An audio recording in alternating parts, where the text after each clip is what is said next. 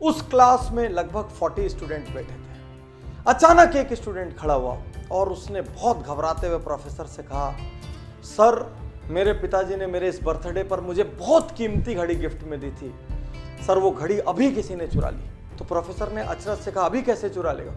बोले सर अभी जो 5 मिनट का ब्रेक हुआ था उसमें मैं अपनी घड़ी अपने टेबल पर रख के गया था और उसके बाद से वो घड़ी नहीं मिल रही है। प्रोफेसर ने कहा, उसके बाद कोई भी इस क्लास से गया और आया नहीं है, इसका मतलब जिसने भी घड़ी उठाई है वो इसी क्लास में है। प्रोफेसर के मन में विचार आया कि इन लोगों को एक दूसरे के बारे में पता नहीं लगना चाहिए कि किसने घड़ी चोरी की। और प्रोफेसर ने कहा, सब लोग अपनी अपनी आंख में काली पट्टी बांध लो। और सब ने काली पट्टियां बांध ली, लाइन से खड़े हो गए। प्रोफेसर ने एक एक करके सबको यूं हाथ लगाना शुरू किया और उस लड़के की जेब में घड़ी मिल गई। प्रोफेसर ने चुपचाप घड़ी निकाली, घड़ी निकाल के जो मालिक था मुस्कुराते हुए उसके हाथ में दे दी और क्लास नॉर्मल चलने लगी, किसी को नहीं पता चला। अगले 2-3 दिन तक वो लड़का घबराता रहा, हड़बड़ाता रहा, भयभीत रहा।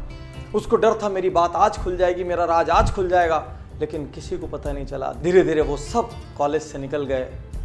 बहुत साल बाद अब वो लड़का जिसने चोरी की थी वो अब एक बड़ा इंडस्ट्रियलिस्ट हो चुका था। कॉलेज का रीयूनियन का फंक्शन था, वो उस फंक्शन में आता है, वो अब एक सेलिब्रिटी सा है। वो उस फंक्शन में आया और उसने अपने प्रोफेसर के पास जाके उसके पैर छुए।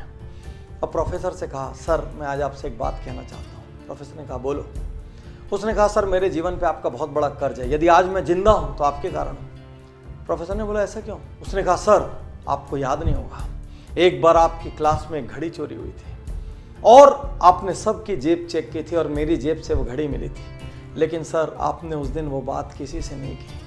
मैंने निर्णय लिया था यदि उस दिन ये बात सबको पता लगी तो मैं सुसाइड कर लूँगा। सर आपने मुझे माफ़ कर दिया, उस दिन आपने मेरी इज्जत रख ली, उस दिन आपने मेरी सेल्फ रिस्पेक्ट रख ली। मुझसे गलती हो गई थी सर, लेकिन फिर भी आपने मेरा अपमान नहीं किया। आज मैं जहाँ भी हूँ सर उस लेसन की वजह से, मैं यदि जिंदा हूँ सर तो आपकी वजह से। और प्रोफेसर कहता है, अच्छा वो तुम थे क्या? तो लड़के ने अचरज से कहा, मतलब?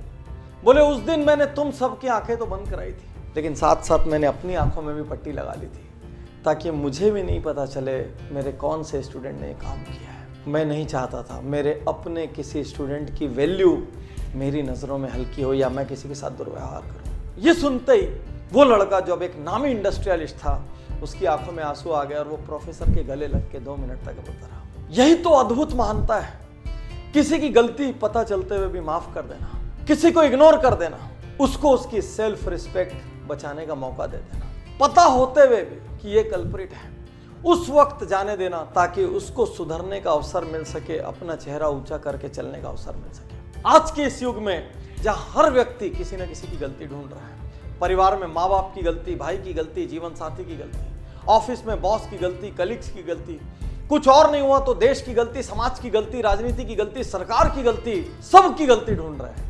ऐसे में क्या हमको ऐसे लोग नहीं चाहिए जो एक दूसरे को माफ कर सके? माफ करना और माफी मांगना ये कायर नहीं कर सकते, ये शक्तिशाली लोगों का काम है। साथियों, इस कहानी ने मुझे इतना इंस्पायर किया।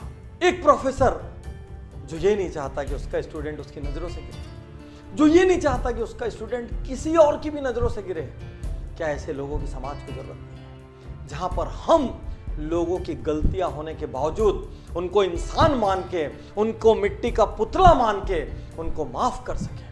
हमारे भाई से गलती हुई, हमारे पार्टनर से गलती हुई, हमारे जीवन साथी से गलती हुई, हमारे किसी और फैमिली मेंबर से गलती हुई, रिलेटिव से गलती हुई, कलीग से गलती हुई, मोहल्ले में, कॉलोनी में, स्ट्रीट में रहने वाले किसी से गलती हुई, समाज के किसी अंग से गलती हुई, 1-2 बार माफ कर दो, जाने दो ना उनको उनकी सेल्फ रिस्पेक्ट के साथ। गलतियां ढूंढना महानता नहीं है, गलतियों को इग्नोर करना और सामने वाले को अपना सम्मान बचाने का मौका देना।